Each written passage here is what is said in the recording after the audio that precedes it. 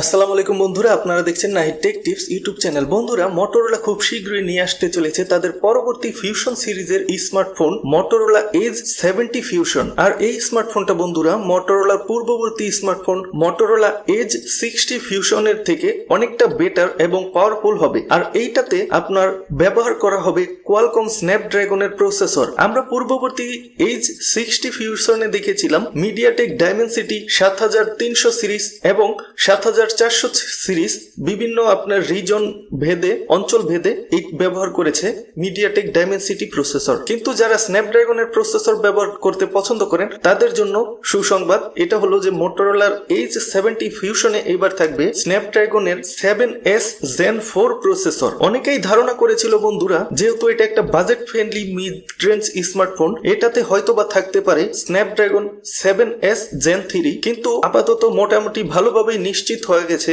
যে মটোরোলা চাইছে বাজেটের ভিতরে তাদের গ্রাহককে সেরাটা দিতে এবং তাই তারা ব্যবহার করার সিদ্ধান্ত নিয়েছে স্ন্যাপড্রাগন 7S Gen 4 আরো পাওয়ারফুল, যেটা ফটো ভিডিও তুলতে আরো দুর্দান্ত কাজ করতে সক্ষম। এই ফোনটাও তাদের পূর্ববর্তী সিরিজের মতোই কার্ভ ডিসপ্লে হবে এবং পিছনে টেক্সচার থাকবে সিমিলার ডিজাইন, ক্যামেরা মডিউল সব একই। বন্ধুরা, কিছুদিন আগে আপনার এজ 70 রিলিজ পেয়েছে, সেখানে 7 Gen 4 ব্যবহার করা হয়েছে, যেটা 7S Gen 4 এর চেয়ে অনেকটা পাওয়ারফুল। আর এটা তো একটু কম প্রাইস রাখা হবে, তাই এটাতে 7S Gen 4 ব্যবহার করা হবে। এবং ব্যাটারিতে আসছে বিশাল পরিবর্তন, কারণ এটাতে ব্যবহার করা হবে 7000 mAh এর নন রিমুভাল ব্যাটারি। 7000 mAh মানে অনেকটা দীর্ঘক্ষণ ব্যাটারি লাইফ দিতে পারবে আপনাকে এই স্মার্টফোনটা। এই ফোনটি দুইটি ভেরিয়েন্টে বাজারে আসবে, যথাক্রমে 8GB এবং 12GB র্যামের ভেরিয়েন্ট। মটোরোলার এই এজ 70 ফিউশন স্মার্টফোনটি 5টি কালারে বাজারে আসবে। প্রথমটি হলো ব্লু সার্ফ,